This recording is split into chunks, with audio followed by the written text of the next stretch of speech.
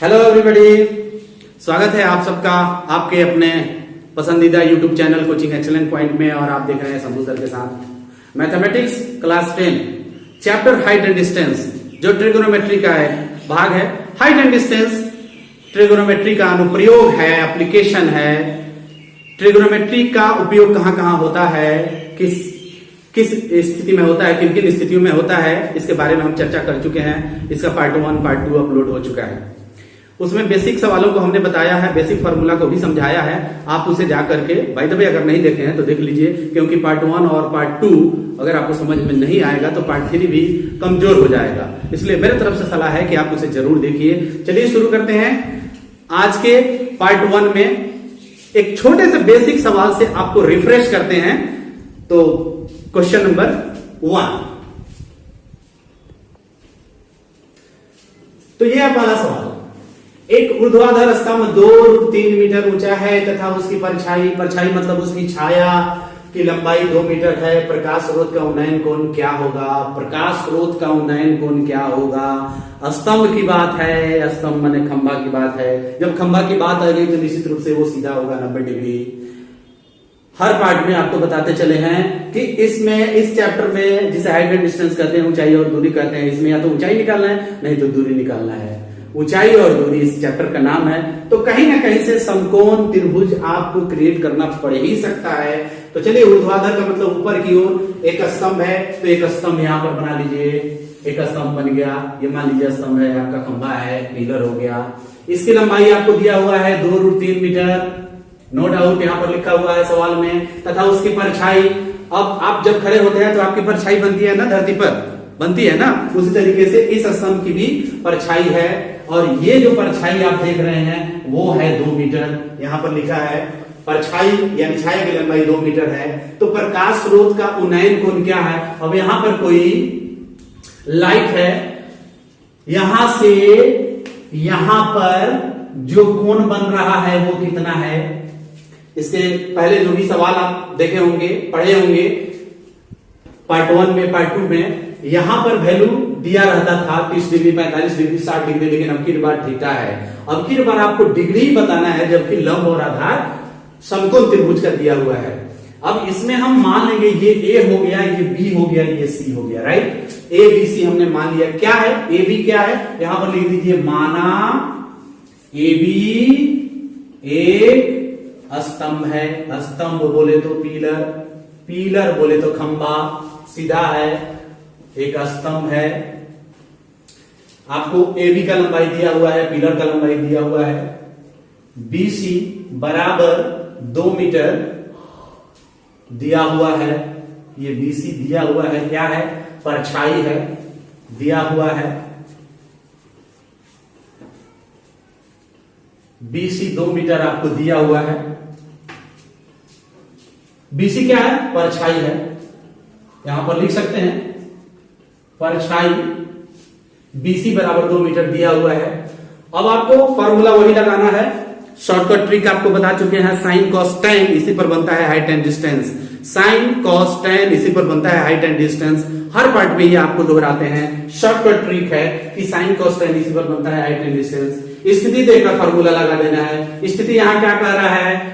त्रिभुज के हिसाब से देखा तो ये लंब है, ये आधार है। तो लंब और आधार किस में आता है? साइन में आता है? नहीं आता है। कॉस में आता है? नहीं आता है। किस में आता है? टेन में आता है। तो यहां टेन का फॉर्मूला लगा दीजिए। क्या लगाइए? साइन थीटा बराबर 2√3/2, क्योंकि लंब बटा आधार हो गया। टेन थीटा बराबर 2 से 2 कट गया मित्रों। अब क्या हो गया? Tan theta equal to √3। अब सोचिए √3 जो वैल्यू है कितने डिग्री का, टेन में कितने डिग्री का वैल्यू √3 होता है? तो आप कहेंगे कि सर थीटा का वैल्यू यहां पर 60 डिग्री है। तो थीटा बराबर आप लिख दीजिए 60 डिग्री। क्यों? क्योंकि टेन 60 डिग्री बराबर होता है √3। और यहां पर इस सवाल में आपसे पूछा गया है कि प्रकाश स्रोत का उन्नयन कोण क्या है? यहां से अगर लाइट यहां से प्रकाश किरणें चली तो यहां पर जो कोण बन रहा है वो कितना डिग्री का है? तो मित्रों बस एकदम शॉर्टकट छोटे से सवाल से आप या आज के पाठ की हम शुरुआत किए हैं कि tan थीटा इक्वल टू 2√3/2, 2 से 2 कैंसिल आउट हो गया, tan थीटा बराबर √3 आ गया। तो tan थीटा बराबर √3 आ गया, इसका मतलब हुआ कि थीटा का वैल्यू 60 डिग्री आ गया। आइए चलते हैं दूसरे सवाल की ओर। दूसरा सवाल लेते हैं। भूमि के एक बिंदु से जो मीनार के पाद बिंदु से 30 मीटर दूरी पर है। पाद बिंदु का मतलब होता है जड़, निचला हिस्सा को पाद बिंदु कहते हैं। भूमि के एक बिंदु से जो मीनार के पाद बिंदु से 30 मीटर दूरी पर है। मीनार के शिखर का उन्नयन कोण 30 डिग्री है, तो मीनार की ऊंचाई कितनी है? मीनार माइनरेट टावर जैसा है, पेड़ जैसा है, खंभा जैसा है, तो मीनार जब आ गया तो सीधा खड़ा करना है। तो आइए एक मीनार बना लेते हैं। ये आपका मीनार हो गया, ऐसे सीधे खींच लीजिए। अब मीनार जैसा डिजाइन भी इसमें बना सकते हैं, ऐसे ऐसे गुंबद करके बना सकते हैं, नहीं भी बनाएंगे तो कोई दिक्कत नहीं है। आपको केवल समझना है कि ये सीधा है तो मीनार है। आप एक मीनार बना लीजिए ऐसे सीधा। ये मीनार हो गया। अब आपको इसमें करना क्या है कि मीनार के पाद बिंदु से, पाद बिंदु इसका यहां है, निचला हिस्सा यहां है, पाद बिंदु से कितने मीटर की दूर पर भैया? तो 30 मीटर की दूरी पर भैया। 30 मीटर की दूरी पर यहां पर आ गए, यहां से पाद बिंदु से यहां तक ये जो डिस्टेंस हुआ 30 मीटर हुआ, जैसा कि कह रहा है सवाल, पाद बिंदु से 30 मीटर दूर। तो ये पाद बिंदु हो गया, 30 मीटर यहां आ गया। शीर्ष का जो उन्नयन कोण है, शिखर, शिखर माने शीर्ष, यानी टॉप पॉइंट से इसका यहां पर से उसका जो उन्नयन कोण है 30 डिग्री है। अब यहां पर आपको सोचना है कि ये समकोण त्रिभुज की बात करें तो आधार हो गया और मीनार की ऊंचाई पूछा है अर्थात लंब पूछा है। इसका भी नामकरण कर दीजिए। ये हो गया ए, ये हो गया बी और ये हो गया सी। अब कुछ माना जाना पहचाना वाली बात लिखना जरूरी है। इस फिगर में कौन क्या है, बहुत ही शॉर्टकट आपको बता रहे हैं। माना ए बी एक मीनार है, ये समझने के लिए लिखना जरूरी होता है मित्रों। माना ए बी एक मीनार है, बीसी बराबर 30 मीटर, यहां पर लिख सकते हैं प्रश्न से सवाल दिया हुआ है। और बीसी है क्या? मीनार के पाद बिंदु से सी बिंदु तक का डिस्टेंस है। बीसी बराबर 30 मीटर। अब सोचिए आपको समकोण त्रिभुज में आधार दिया हुआ है, लंब पूछ रहा है, तो लंब और आधार किस में आता है? तो लंब और आधार किस में आता है? लंब आधार tan में आता है, राइट। तो tan थीटा का यहां सूत्र लगाएंगे। कुछ विद्यार्थियों ने ये कह के पूछा कि सर लंब और आधार, आधार और लंब तो कोट में भी आता है। बिल्कुल कोट में आता है, आप कोट का भी सूत्र लगाएंगे तो आंसर वही आएगा। लंब और कर्ण आता है तो साइन में आता है। अगर आप देखेंगे कि कॉस में भी आ रहा है तो कॉस का फॉर्मूला लगाएंगे तभी आंसर आएगा। इसलिए आपको बहुत संदेह के घेरे में नहीं जाना है। आप साइन थीटा का सूत्र लगाइए, चाहे साइन थीटा का उल्टा रेशियो क्या होता है? कॉसेक थीटा होता है। tan का क्या उल्टा होता है? कॉट होता है। आप उल्टा रेशियो भी लगाएंगे तभी आंसर नहीं आने वाला है, इसलिए घबराने की जरूरत नहीं है। चलिए इस त्रिभुज में, त्रिभुज एबीसी में आपको लंब दे दिया गया, आधार दे दिया गया। तो लंब और आधार की चर्चा हो गई। लंब तो दिया नहीं है, लंब मीनार की ऊंचाई ज्ञात करना है। तो ये मीनार हो गया और ये डिस्टेंस हो गया। tan थीटा का सूत्र लगाइए। tan थीटा का सूत्र होता है लंब, उसके भाषा में अगर लिखेंगे तो लंब हो गया आपका ए बी और आधार हो गया बीसी। आगे अगर चलते हैं तो थीटा का वैल्यू आपको दिया हुआ है, यहां पर थीटा बराबर आपको दिया हुआ है 30 डिग्री गिवन है। तो यहां लिख दीजिए tan 30 डिग्री बराबर लंब आपको नहीं मालूम है, लंब लिख दीजिए, लेकिन आधार तो आपको पता है 30 लिख दीजिए। अगले स्टेप में अगर चले तो tan 30 का वैल्यू आप लिख सकते हैं ना 1/√3 इक्वल टू ए बी, आपको मालूम नहीं है, ए बी बटा 30 लिख दीजिए। अब बारी आती है यहां से क्रॉस गुना करने की, क्रॉस मल्टीप्लिकेशन की बात आती है, तिरछा गुना, तिर्यक गुना जिसे कहते हैं। तो आइए गुना कर लेते हैं ए बी में √3 से। तो आप लिखेंगे A B √3, right. A B √3 लिखेंगे ना, ए बी में √3 से गुना करेंगे तो ए बी √3 ही आएगा ना। अब 30 में 1 से गुना कर लीजिए तो ये हो गया आपका 30। अब बारी है ए बी के वैल्यू लिखने की। तो ए बी का वैल्यू आप कैसे लिखेंगे मेरे भाई? 30 बटा √3। अब तो बट्टा के नीचे हर के रूप में √3 प्राप्त हो गया। √3 हर हाल में आपको हटाना है, रूट में नहीं लिखना चाहते हैं तो निश्चित रूप से आप क्या कीजिएगा? उसके हर का परिमेयकरण कीजिएगा। आप देख पा रहे हैं सही से बोर्ड पर? आप हर का परिमेयकरण कर दीजिए। कैसे करेंगे हर का परिमेयकरण? या लिखिए हर का परिमेयकरण करने के लिए जो नीचे बट्टा के नीचे रहता है हर के रूप में, उसी से ऊपर नीचे गुना कर दीजिए। एकदम सिंपल है। ये हो गया आपका 30√3 और √3 में √3 से गुना करेंगे। यहाँ पर √3 हो गया, √3 में √3 से गुना करेंगे तो √9 होता है और 9 का वर्गमूल 3 होता है। 3 से कैंसिल आउट कर दीजिए मित्रों। ये हो गया 10√3 मीटर। 10√3 मीटर हो गया मीनार की ऊंचाई। अगर आप उस रूट से स्वतंत्र करना चाहते हैं तो आप कैसे लिखेंगे 10 गुने 1.732 बराबर 17.32 मीटर।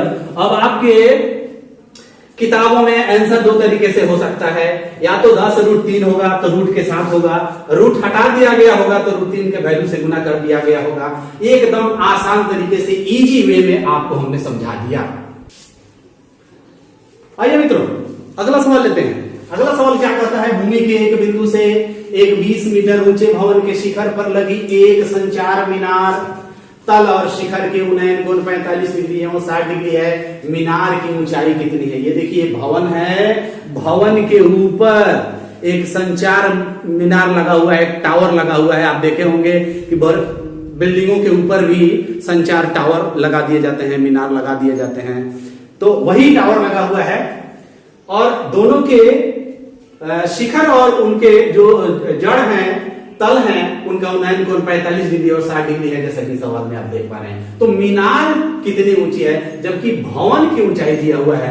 तो इसे एक मान लीजिए कि यहां से लेकर यहां तक, ये आपका यहां से लेकर यहां तक ये भी भवन है जो 20 मीटर है। अब इसी भवन पर ना आपको टावर लगाना है तो यहां तक ये टावर आ गया। मान लीजिए ऐसे ये टावर हो गया, ये टावर हो गया आपका, यहां पर ये टावर लग गया। ये देखिए आपको समझने के लिए ऐसा बनाना है। अब आगे क्या कह रहा है? यहां से तो टावर आपका शुरू हो गया है और ये टावर का टॉप पॉइंट है और ये आपके भवन का टॉप पॉइंट है ए। यहां से इस टॉप पॉइंट से यहां तक ये टावर आपका लग गया और ये आपका भवन हो गया, आपका बिल्डिंग हो गया। 20 मीटर है ऊंचाई, इसका 20 मीटर है यहां से लेकर यहां तक एबी की ऊंचाई। शिखर पर लगा हुआ एक संचार मीनार है, ये इसके टॉप पर लग गया संचार मीनार। देखिए जैसा कहता है सवाल उसके हिसाब से आप फिगर बनाते जाइए। फिगर बन गया, आधा सवाल आपसे हल हो गया निश्चित। एकदम मेरा दावा है आप आधा सवाल बना लेंगे अगर फिगर बना लेते हैं सवाल पढ़कर। फिर आगे देखते हैं संचार मीनार का तल। अब देखिए संचार मीनार का तल ये हुआ मेरे दोस्त, ये तल हुआ और शिखर ये हुआ। इन दोनों से यहां पर जो कोण बन रहे हैं, इसको थोड़ा सा इस कोने में लाते हैं, इसको सी मान लेते हैं और इसको डी मान लेते हैं। आपका पॉइंट हो गया और ये हो गया आपका मीनार। ये आ गया आपका मीनार, ये मीनार है, यहां से लेकर यहां तक आपका मीनार है। ये इसलिए लिख दिया जाता है ताकि जल्दी से समझ में आए और कैलकुलेशन निकालने में ज्यादा वक्त न लगे।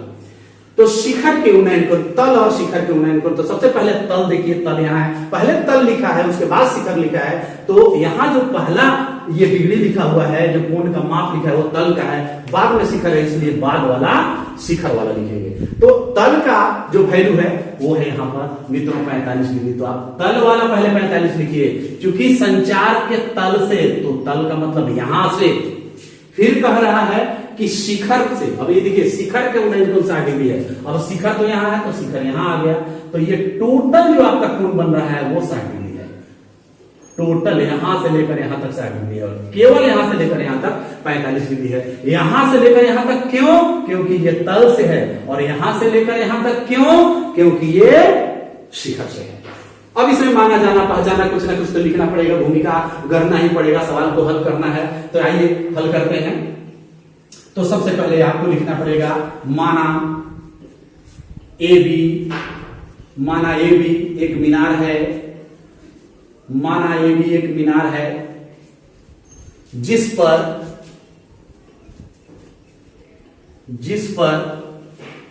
ए बी एक मीनार है जिस पर ए बी एक भवन है, वेरी सॉरी, ए बी एक भवन है जिस पर एडी एक संचार मीनार है। एडी एक संचार मीनार है। समझ पा रहे हैं? एबी एक भवन है जिसकी लंबाई ऊंचाई आपको दिया है 20 मीटर और इसके ऊपर टावर लगा हुआ है, संचार टावर, टेलीकम्युनिकेशन वाला टावर, टेलीफोन वाला टावर लगा है, मोबाइल फोन वाला टावर वहां लगा है, छत पे लगा है। और आपके छत की ऊंचाई नीचे से 20 मीटर है, उसके ऊपर लगा है, वो कितना ऊंचा है यही आपको बताना है। जबकि मीनार के तल से 45 डिग्री और उसके टॉप से 60 डिग्री कोण बनता है। तो माना एबी एक भवन है जिस पर एडी एक संचार मीनार है। त्रिभुज ए बी सी में, त्रिभुज एबीसी में देखिए अब यहां पर 2 डिग्री वाला कोण है। अभी तक आपने 1 डिग्री वाला हाइट एंड डिस्टेंस का सवाल सीखा, अब 2 डिग्री वाला सीखिए। जिस तरह से सवाल कह रहा है उस तरह से आप फिगर बना लीजिए। 2 डिग्री आया, बिल्कुल मत घबराइए। आपके हाइट एंड डिस्टेंस का जो भूत है ना वो इतना दूर जाएगा कि फिर वापस नहीं आएगा। आप निडर होकर के इसे समझिए और बेधड़क आप रफ करके बनाइए। निश्चित रूप से आप बना देंगे और आंसर तक पहुंच जाएंगे। आप किसी भी प्रकाशन की किताब उठाइए, सवाल पढ़िए, फिगर बनाइए और धन बनाइए, लेकिन सवाल को पहले समझिए कि हम बना कैसे रहे हैं, बता कैसे रहे हैं। चलिए माना ये भी एक भवन है, ये भवन खड़ा हो गया, सीधा खड़ा हो गया, उसके ऊपर से वो संचार मीनार डाल दिए, टावर डाल दिए। उसके बाद एडी संचार मीनार हो गया। अब त्रिभुज एबीसी में आते हैं, एबीसी यहां पर इस त्रिभुज में आते हैं, एबीसी यहां से आपको इंडिकेट करते हैं, इस त्रिभुज में आते हैं, यहां से ऐसे इस त्रिभुज में आते हैं। तो यहां आप देख पा रहे हैं त्रिभुज एबीसी में थीटा का जो वैल्यू है वो 45 डिग्री है। अब इसमें किसकी चर्चा हुई? लंब की चर्चा हुई, आधार की चर्चा हुई। निश्चित रूप से आप जो सूत्र लगाएंगे, लंब और आधार जब भी आता है tan लगाते हैं तो AB बराबर यहां पर 20 मीटर लिखा हुआ है तो दिया हुआ है। अब यहां पर tan थीटा बराबर लंब बटा आधार AB बटा BC या tan, अब थीटा का वैल्यू जो होगा 45 डिग्री होगा, tan थीटा बराबर लंब बटा आधार AB आपको दिया हुआ है 20 बटा आधार BC नहीं मालूम है तो ऐसे ही लिख दीजिए। फिर आगे आपको बढ़ना है। tan 45 का वैल्यू आपको पता है, tan 45 का वैल्यू 1 होता है। tan 45 का वैल्यू 1 आ गया, अब 20 बटा BC आ गया। अब उसको अगर आप क्रॉस गुना करते हैं मित्रों, इसको क्रॉस गुना करेंगे BC में 1 से तो ये BC हो जाएगा, अब BC बराबर भी 20 मीटर आ गया। एक हमेशा टेक्निक आपको याद रखना है, ये टेक्निक है कि जब भी थीटा का वैल्यू 45 डिग्री होता है, तो लंब और आधार का वैल्यू समान हो जाता है। लंब और आधार का वैल्यू समान हो जाता है, हमेशा के लिए याद रखिए। लंब और आधार तब समान होगा जब थीटा का वैल्यू 45 डिग्री होगा। तो हम BC जान गए यहां से लेकर यहां तक। अब चलते हैं बड़े वाले त्रिभुज में। त्रिभुज अब यहां से शुरू करते हैं, DBC। त्रिभुज DBC में आपको मिला थीटा बराबर 60 डिग्री और यहां से लेकर यहां तक देखिए AD जो आपका AB है वो 2 टुकड़ों में है, सॉरी BD जो है, यहां BD जो है 2 टुकड़ों में है। B से लेकर D तक 2 भाग हैं, एक भाग है AB और दूसरा भाग है AD। ये दूसरा भाग है। आपको थीटा का मान गिवन है। फिर यहां से लेकर यहां तक ये एक त्रिभुज हुआ, तो ये टोटल आपको लेना होगा, ये टुकड़ा सहित सबको एक मानकर लेकर चलना है। एक त्रिभुज के अंदर इस लंब को लेना है। तो अब tan थीटा बराबर लंब, अब लंब क्या लिखेंगे आप? यहां से लेकर यहां तक नहीं लिखेंगे, ये टोटल लिखेंगे यहां से लेकर यहां तक। तो टोटल लंब आपका क्या हो गया? D से लेकर B तक। मित्रों ये BD लिखिए चाहे DB लिखिए, उससे अंतर होने वाला नहीं है। ये लंब हो गया, आधार आपका BC हो गया। फिर आगे चलते हैं तो tan थीटा का मान हो गया tan 60 डिग्री, वहां पर लिखा हुआ है tan 60 डिग्री बराबर BD। तो BD आपके 2 टुकड़े हैं BD के, AB प्लस AD बट्टा, अब आपको BC लिखना है, BC पहले से आपको जानकारी में है।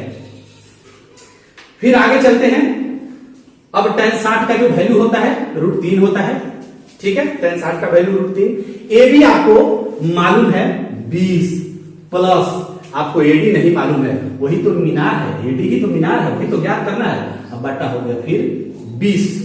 अगर आप क्रॉस गुना करते हैं मित्रों तो ये हो गया 20 प्लस एडी। तिरछा गुना यहां एक मान सकते हैं ना, यहां एक मान करके तिरछा गुना करेंगे तो 20 प्लस एडी, 20 प्लस एडी में 1 से गुना करेंगे तो 20 प्लस एडी। उसके बाद इसमें इससे गुना करेंगे तो ये हो जाएगा 20√3। 20√3। अगर आप √3 के वैल्यू से गुना करेंगे तो 20 गुने 1.732। फिर अगले स्टेप में एडी बराबर इसको गुना करके आप लिखेंगे 17 गुना 34, 17 गुना 34, 34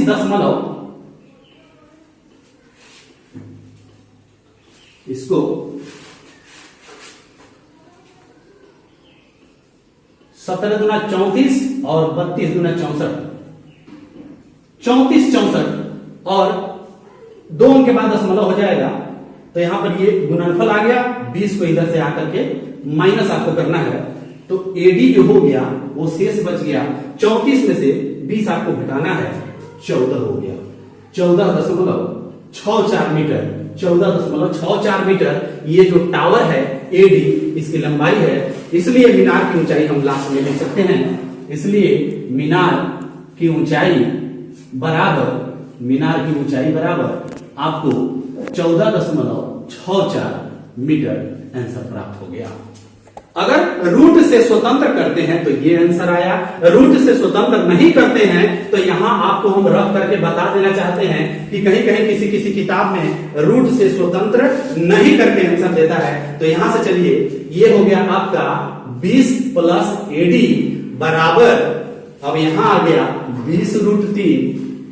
फिर एडी बराबर जो होगा 20√3 में से आपको घटाना है 20, तो एडी बराबर जो हो जाएगा 20 कॉमन लेंगे तो ये हो गया √3 - 1। आपको आंसर इस रूप में भी दे सकता है। अब आप मिला लीजिए कि आपके किताब में आंसर किस रूप में आता है, दोनों ही तरीका बिल्कुल सही है।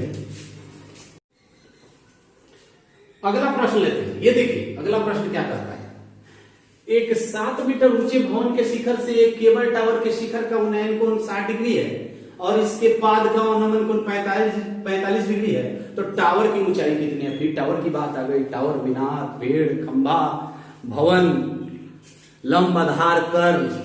आइए इस सवाल के कहने के हिसाब से एक फिगर क्रिएट करते हैं। 7 मीटर ऊंचे भवन, सबसे पहले एक भवन बना लेते हैं 7 मीटर ऊंचा भवन। ऐसे एक भवन बना लेते हैं, एक 7 मीटर ऊंचा भवन बना लिए, यहां से लेकर यहां तक एक 7 मीटर ऊंचा भवन हो गया, इसका नाम हो गया ए। उसके बाद एक केबल टावर, भवन पर नहीं है केबल टावर मित्रों, केबल टावर अलग है, भवन से अलग है, तो अलग इसको बना लेते हैं। मान लीजिए कि यहां पर है वो केबल टावर, दोनों ही तो धरती पर ही होंगे ना, तो दोनों का आधार मिला लीजिए, ऐसे हो गया, कुछ इस तरीके से हो गया, ये केबल टावर हो गया। फिर से केबल टावर जैसा बना देते हैं, आपको खूब समझ में आएगा कि ये केबल टावर है।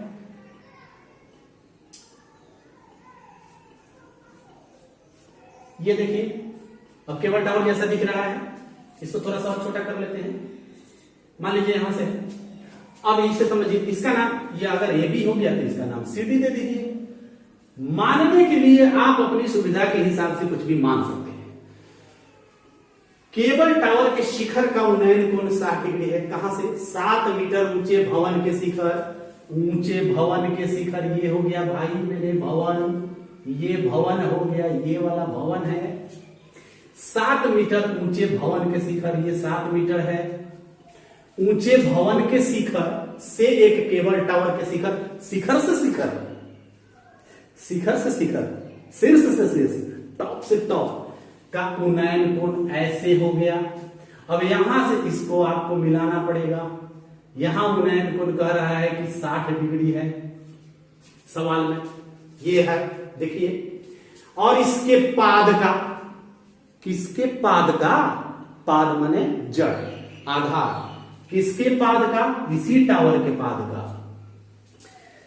भवन के शिखर से 60 डिग्री केबल टावर के शिखर तक और केबल टावर के पाद बिंदु से भवन के शिखर का 45 डिग्री। देखिए यहां पर लिखा है, यानी शिखर से ही, भवन के शिखर से ही दोनों कोण बनते हुए बता रहा है सवाल। भवन का शिखर से केबल टावर के शिखर तक, फिर भवन के शिखर से केबल टावर के पाद तक। पाद माने निचला हिस्सा, जड़ आधार बिंदु कहेंगे आप उसको, जहां से वो टावर खड़ा है। ऐसे मान लीजिए कि बना दिया, जिस तरह से ये सवाल कह रहा है हमने एक फिगर बना दिया। अब यहां पर एक पॉइंट है, ये तो ए बी है ही, यहां पर जब ए हो गया बी हो गया, ये 4 पॉइंट बन रहे हैं, ए हो गया बी हो गया सी हो गया डी हो गया, तो यहां पर मित्रों ई मान लेते हैं, क्योंकि हमें समकोण चाहिए। तो एक समकोण यहां है, दूसरा समकोण यहां है, यहां भी समकोण है, लेकिन इसकी जरूरत नहीं है। इस समकोण की जरूरत पड़ेगी और इस समकोण की जरूरत पड़ेगी। चलिए अब हो जाए, क्या हो जाए, माना जाना पहचाना, क्या इस फिगर के हिसाब से। आइए लिखते हैं हल मित्रों। ये हो गया, माना ए बी बराबर 7 मीटर, क्या है भाई सवाल के हिसाब से ए बी है क्या, ए थोड़ा सा दूर हो गया, नजदीक ला जाए, हाँ ये हो गया। चलिए ए बी बराबर 7 मीटर, एक भवन है, ओके क्लियर। सीडी क्या है, यहां पर इसी लाइन में जोड़ देते हैं, तथा सीडी एक केबल टावर है, सीडी एक केबल टावर है। ये देखिए सीडी के 2 टुकड़े हैं, ध्यान से देखिए, सीडी 2 भाग हैं, ईसी और डीई, डीई और ईसी जोड़ेंगे तब सीडी आएगा। त्रिभुज 2 त्रिभुज हैं, ए बी डी में चलते हैं। त्रिभुज ए बी डी में थीटा बराबर आपका 45 डिग्री है। इसमें जो चर्चा हो रहा है समकोण त्रिभुज के आधार पर देखें, समकोण त्रिभुज की दृष्टि से देखें तो लंब की बात हुई, आधार की बात हुई। इधर से भी देखें तो लंब की बात हुई, आधार की बात हुई। कर्ण की कोई चर्चा नहीं है, तो कर्ण वाला कोई सूत्र भी नहीं लगाएंगे। तो कर्ण वाला सूत्र कौन सा नहीं होता है, tan या cot वाला नहीं होता है। तो tan का लगाएं या cot का लगाएं, बात बराबर है। अगर आप tan का लगाते हैं तो लंब बटा आधार लिखेंगे, cot का लगाते हैं तो आधार बटा लंब लिखेंगे, बात वही है, आंसर वही आएगा। तो त्रिभुज ए बी डी में जो थीटा का वैल्यू है 45 है, जबकि आपका ए बी का जो वैल्यू है वो 7 मीटर है, जो भवन की ऊंचाई है। अब यहां पर लिख दीजिए tan 45 डिग्री बराबर tan थीटा बराबर, तो डायरेक्ट थोड़ा सा एक स्टेप कम करके लिख रहे हैं, tan थीटा बराबर ना लिख करके tan 45 डिग्री बराबर लंब, लंब कौन है भाई, लंब बटा आधार बराबर 7 बटा, आपको आधार तो पता है नहीं, ये बीडी हो गया। अब tan 45 का वैल्यू क्या होता है भाई, 1 होता है, फिर 7 बटा आपका बीडी आ गया। अगर आप क्रॉस गुना करते हैं तो आपको क्या मिलेगा, बीडी बराबर 7 मीटर। देखिए एक बार फिर बीडी आ गया 7 मीटर, ये भी हो गया 7 मीटर। बी से लेकर डी तक का जो डिस्टेंस हुआ, यानी भवन से जो टावर की दूरी हुई वो 7 मीटर हुई। देखिए अभी जो सवाल इसके पहले हमने हल किया उसमें बताया कि जब भी 45 डिग्री की बात आती है तो लंब और आधार बराबर हो जाता है। जब भी समकोण त्रिभुज में 45 डिग्री की बात आएगी तो जितना लंब होगा उतना आधार होगा, लंब अगर 7 है तो आधार भी 7 हो गया। तो ये हो गया मित्रों 7। अब सोचिए कि अगर ये बीडी है तो एई भी उतना ही लंबा होगा ना, जितना बीडी होगा उतना ही ना एई होगा, क्योंकि उसी टावर से ये टच करता है रेखा, इसी आधार के हिसाब से ये आधार बना। अब यहां लिखेंगे त्रिभुज एईसी में, एईसी में थीटा बराबर 60 डिग्री, उसको उधर से भी लिख सकते हैं सीईए, इस त्रिभुज का नाम सीईए भी दे सकते हैं। थीटा बराबर 60 डिग्री और एई बराबर, यहां पर लिखेंगे एई बराबर 7 मीटर बराबर बीडी। क्यों भाई, क्योंकि एई बीडी के बराबर है। AE BD के बराबर है। तो या ये 7 मीटर हो गया, तो यहां भी वैल्यू 7 मीटर हो जाएगा। इसमें भी ये टावर की ऊंचाई आपको ज्ञात करना है, तो समकोण त्रिभुज के हिसाब से लंब हो गया और ये आधार आपको पता है। तो लंब और आधार की जब भी बात आती है तो आप फॉर्मूला कौन लगाते हैं मेरे भाई? tan थीटा का। तो डायरेक्ट हम थीटा ना लिख करके tan 60 डिग्री ही लिख देते हैं। tan थीटा बराबर एक बार फॉर्मूला लिखेंगे लंब बटा आधार, से बेहतर है कि tan 60 डिग्री लिख दीजिए। तो tan थीटा का सूत्र होता है लंब बटा आधार, तो आपको लिखना होगा EC क्योंकि लंब है और आधार आपको AE। फिर EC आपको नहीं मालूम है, वही तो मालूम करना है कि आखिर यहां से लेकर यहां तक कितना है।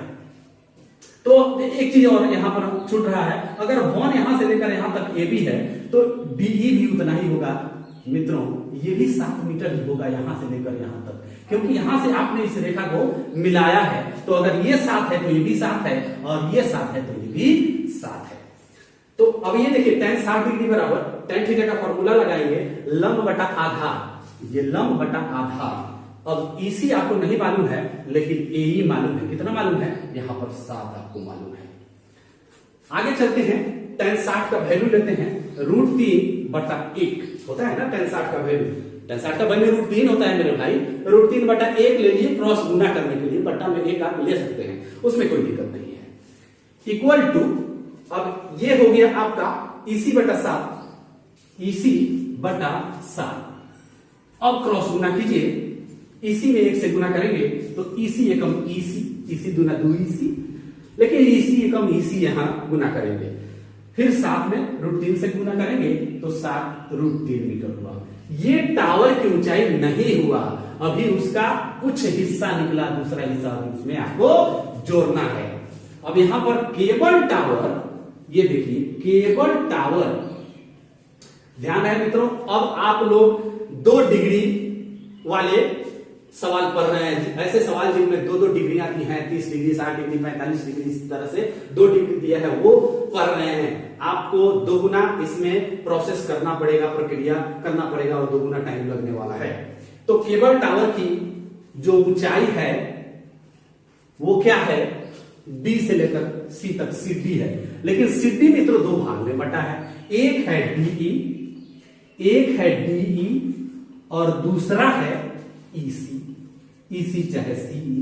अब आपको DE मालूम पहले से हो गया है, क्योंकि जितना ऊंचा ये भवन है उतना ही ऊंचा ये है, क्योंकि उसके सिद्ध में BD के समानांतर ये रेखा है। तो समानांतर रेखाएं हमेशा बराबर डिस्टेंस में चलती हैं, तो ये जितना होगा उतना ही ये होगा। ये 7 है तो ये भी 7 है, और यहां 7 है तो यहां भी 7 है, तो ये भी 7 हो गया, तो यहां भी 7 आ गया। तो 7 यहां चूंकि लिख चुके हैं, तो अब DE का जो वैल्यू है 7 प्लस, यहां लिखते हैं 7 प्लस, अब EC का वैल्यू आपको लिखना है। EC का वैल्यू आप यहां प्राप्त कर लिए हैं, ये देखिए यहां पर आपका EC आ गया, ये हो गया 7 √3। अब इसमें से आपको क्या करना है कि कॉमन लेना है। आप 7 कॉमन ले लीजिए तो 1 प्लस √3 आपका हो गया। ये हो गया केबल टावर की ऊंचाई का आंसर। अब आप सोच रहे होंगे या किताब से इसको मैच करेंगे तो देखेंगे कि नहीं, उसमें तो रूट है ही नहीं। तो आपको तो रूट का वैल्यू लिखने आता है ना, तो आप लिख लीजिए। यहां पर हम आपको यहां सॉल्व कर देते हैं। 7 1 प्लस 1.732। अब इसको इसमें आपको जोड़ देना है, फिर 7 से गुना कर देना है। 1 और 1 2.732 बराबर। अब इसे गुना कर दीजिए। 7 गुना 14 की 4, 7 3 का 21 22 का 2, हासिल 2, 7 7 49 और 2 51, हासिल 5, 7 गुना 14 और 5 19 इक्वल टू 19.12 मीटर। आपका ये आंसर हो गया किसका? केबल टावर की ऊंचाई का। आप देख लीजिए, ये है केबल टावर की ऊंचाई, राइट। तो सवाल क्या था? एक 7 मीटर ऊंचे भवन के शिखर से एक केबल टावर के शिखर का उन्नयन कोण 60 डिग्री है और इसके पाद का अनुमान कोण 45 डिग्री है, तो टावर की ऊंचाई कितनी है? तो इसमें हमने एक भवन बनाया 7 मीटर का, उसके बगल में एक केबल टावर बनाया और BD के समानांतर AE मिला दिया, तो जितना BD हुआ उतना ही AE हुआ। और सबसे इंपॉर्टेंट चीज है कि जब भी 45 डिग्री का कोण बनता है किसी समकोण त्रिभुज में, तो समझ जाइए लंब आधार के बराबर होता है।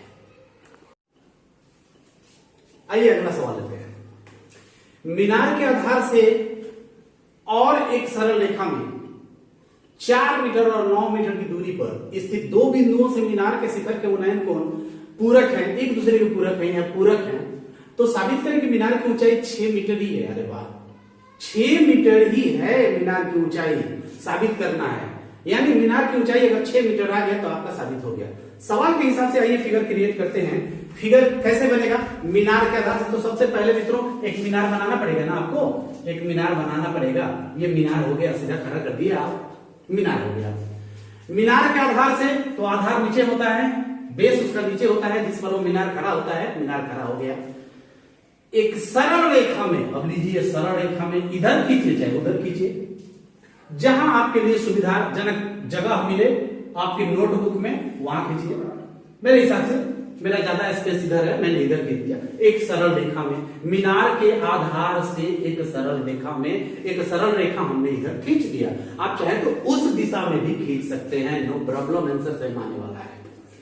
स्थित दो बिंदुओं, अब आपको यहां पर ये जो सरल रेखा है मित्रों, इस पर दो बिंदु लेना है। ये दो बिंदु, चलिए दो बिंदुओं से मीनार के शिखर, ये जो दो बिंदुओं हैं इनसे शिखर के ऐसे और यहां से फिर ऐसे दो बिंदुओं से मीनार के शिखर, दो बिंदुओं से मीनार का शिखर जैसा कि कहा वैसा हमने क्रिएट किया। उन्नयन कोण एक दूसरे के पूरक है। लीजिए अभी सवाल में 30 डिग्री 45 डिग्री 60 डिग्री की कोई चर्चा नहीं है भाई, सवाल ध्यान से देख लीजिए, इसमें कहीं इस तरह की कोई चर्चा नहीं है कि कितने डिग्री का उन्नयन कोण है या अवनमन कोण है, कुछ नहीं है। केवल सरल रेखा में दो बिंदुएं हैं, सरल रेखा में 4 मीटर और 9 मीटर की दूरी पर स्थित दो बिंदुएं हैं और उन्हीं बिंदुओं से शिखर के उन्नयन कोण एक दूसरे के पूरक हैं। तो आपको साबित करना है कि आखिर मीनार की ऊंचाई 6 मीटर है या नहीं, आपको साबित कर देना है। तो चलिए देखते हैं कि आखिर मीनार की ऊंचाई 6 मीटर है या नहीं है। इसे ए भी मान लेते हैं जो मीनार है। एक बिंदु सी है और दूसरा बिंदु डी है। सवाल कह रहा है कि ये जो सी बिंदु पर और डी बिंदु पर से शिखर को जब हम मिलाते हैं तो उनका उन्नयन कोण एक दूसरे के पूरक हो जाते हैं। मित्रों पूरक का मतलब होता है दो ऐसे कोण जिनका जोगफल 90 डिग्री होता है, उन दोनों कोणों को एक दूसरे का पूरक कहते हैं। अर्थात अगर ये हम थीटा मान लेते हैं तो इसको 90 डिग्री माइनस थीटा मानना पड़ेगा, क्योंकि एक दूसरे के पूरक जब हैं तो ये थीटा होगा तो ये 90 डिग्री माइनस थीटा होगा। एक चीज और आपको स्पष्ट कर दें, आप चाहें तो फिगर को ऐसे भी बना सकते हैं, इधर से एक थीटा हो गया और इधर से थोड़ा सा डिस्टेंस आपको बढ़ा देना है, ये 90 डिग्री माइनस थीटा हो गया। आप चाहें तो ऐसे भी बना सकते हैं, ए बी, या तो इसको सी मान लीजिए, नहीं तो इसको सी मान लीजिए। एक को सी मानते हैं तो दूसरे को डी मानना पड़ेगा। आप ऐसे भी बना सकते हैं, जो जैसा आपको सुविधा लगे आप बना सकते हैं। चलिए इसको क्लीन करते हैं, आगे बढ़ते हैं। ये मीनार हो गया ए बी, बिंदु सी और बिंदु डी से इसके शिखर के उन्नयन कोण एक दूसरे के पूरक हैं। अगर ये थीटा है तो ये 90 डिग्री माइनस थीटा है, अगर ये थीटा मान लेते हैं तो इसको 90 डिग्री माइनस थीटा मानना पड़ेगा। हाँ, एक चीज है कि मीनार से कितने कितने मीटर की दूरी पर है, एक 4 मीटर की दूरी पर है, और यहां से यहां तक जब आप लेंगे, यहां से लेकर यहां तक लेंगे तो ये हो गया आपका 9 मीटर दूरी, यहां से लेकर यहां तक 9 मीटर की दूरी हो गया। मीनार से, ये देखिए, मीनार से एक बिंदु की दूरी 4 मीटर है और दूसरा जो दूर है उसका 9 मीटर है, तो यहां से लेकर यहां तक हुआ ना ये डिस्टेंस जो होगा वो 9 मीटर होगा। चलिए अब कुछ माना जाना हो जाए। माना ए बी एक मीनार है, आपने मान लिया ए बी को मीनार मान लिया, एक मीनार है। बिंदु सी एवं डी पर, बिंदु सी एवं डी पर इसके किसके, मीनार के, इसके शीर्ष का उन्नयन कोण, शिखर का उन्नयन कोण उन्नयन कोण क्रमशः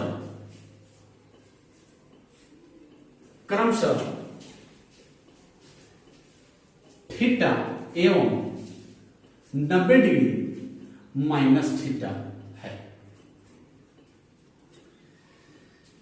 फिर आपको दिया हुआ है BC बराबर 4 मीटर और BD बराबर 9 मीटर।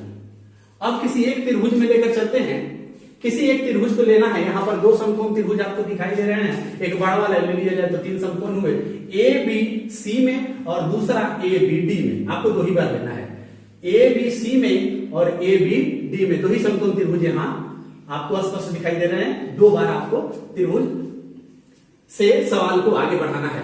तो चलिए लेते हैं त्रिभुज ABD में लंब की बात आई, आधार की बात आई, तो फिर tan ही लगाएंगे। tan थीटा बराबर लंब आपको नहीं मालूम है तो आपको AB लिखना होगा, बटा आधार आपको मालूम है 4 लिखना होगा, AB बटा 4। तो आपको tan थीटा का वैल्यू हो गया AB बटा 4। अब आपको आगे लिखने की कोई जरूरत नहीं है, यहीं पर स्टॉप हो जाइए। tan थीटा बराबर AB बटा 4, या अगर इसको कॉट में कन्वर्ट कर दें, कॉट में ऐसे कन्वर्ट कर दें तो कॉट थीटा tan थीटा का उल्टा होता है, तो ये भी उलट जाएगा। ये क्या हो जाएगा 4 बटा AB। सही बात है ना, 4 बटा AB होगा ना। इसको हम एक बॉक्स में डाल देते हैं, जरूरत पड़ेगी तो इसका इस्तेमाल किया जाएगा, जरूरत पड़ी तो इसका इस्तेमाल होगा और इसकी जरूरत पड़ेगी तो इसका इस्तेमाल होगा। त्रिभुज ABD में आपको थीटा नहीं मालूम है तो सूत्र के हिसाब से जब आपने देखा तो पता चला कि tan थीटा बराबर AB बटा 4 आ रहा है।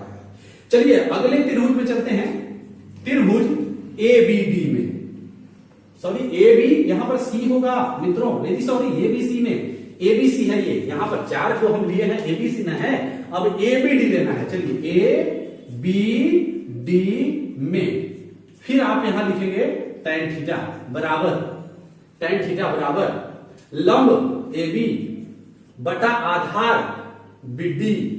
अब आपको AB नहीं मालूम है, चलिए AB ही लिख दीजिए। BD B से लेकर D तक आपको 9 मालूम है, तो ये BD हो गया। लेकिन मित्रों यहां क्या है, tan थीटा नहीं है, यहां थीटा है, तो आपने यहां थीटा लिख दिया था। यहां थीटा के जगह पर क्या है, अब इसको हम ऐसे सुधार कर लिखेंगे tan 90 डिग्री माइनस थीटा, क्योंकि थीटा के जगह पर यहां 90 डिग्री माइनस थीटा है। यहां चूंकि थीटा बराबर 90 डिग्री माइनस थीटा है इस त्रिभुज में, किस त्रिभुज में, इस त्रिभुज में ABD में। तो tan 90 डिग्री माइनस थीटा, सूत्र वही लगाएंगे, लंब बटा आधार, तो आपका लंब हो गया AB और आधार हो गया 9। लेकिन ट्रिगोनोमेट्री के फॉर्मूला से tan 90 डिग्री माइनस थीटा बराबर होता है cot थीटा। तो यहां आप डायरेक्ट लिख दीजिए cot थीटा बराबर AB बटा 9। अब ये देखिए इसकी आवश्यकता पड़ गई हमें, cot थीटा बराबर AB बटा 9। ये cot कहां से आ गया, ये अपने आप कन्वर्ट हो गया।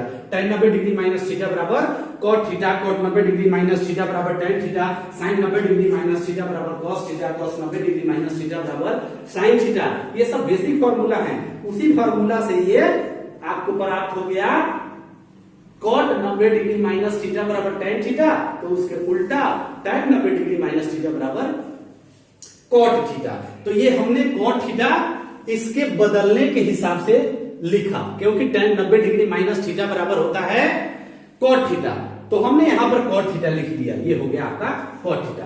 अब यहां देखिए, अगर इसको इक्वेशन 1 मानते हैं, इक्वेशन 2 मानते हैं, तो थोड़ी देर के लिए ये भी cot थीटा का वैल्यू है, ये भी cot थीटा का वैल्यू है। तो आप लिख दीजिए समीकरण 1 एवं समीकरण 2 से, समीकरण 1 एवं 2 से tan theta sorry cot theta बराबर cot थीटा, दोनों तो cot थीटा है। अब दोनों cot थीटा है तो इसके इक्वल में ये लिखिए 4 बटे AB बराबर में लिखिए AB बटा 9, AB बटा 9। अब बारी है क्रॉस गुना करने की, तो अगर आप क्रॉस गुना करते हैं तो AB में AB से करेंगे तो क्या आएगा मेरे भाई, AB स्क्वायर आएगा। AB में AB से देखिए ये कहां से आ गया, ये भी cot थीटा का वैल्यू है, ये कहां से आ गया, ये भी cot थीटा का वैल्यू है। तो एक ही सवाल में cot थीटा का दोनों वैल्यू समान होगा ना, क्योंकि वो भी cot है वो भी cot है।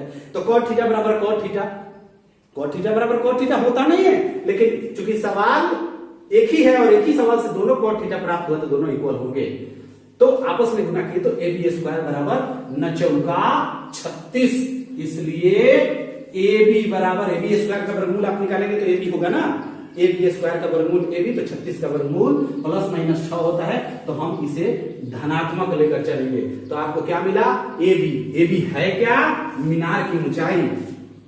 अब आप यहां लिख दीजिए AB बराबर 6 मीटर प्रूव्ड, ये प्रूव्ड हो गया, मीनार की ऊंचाई आपको ज्ञात हो गया। इस सवाल में हमने लगभग 5 सवाल कवर किया। उम्मीद करते हैं आप बढ़िया से समझ गए होंगे। बहुत ही सरल सहज तरीके से आसान भाषा में आपको बोलकर लिख करके समझाने की कोशिश किए हैं।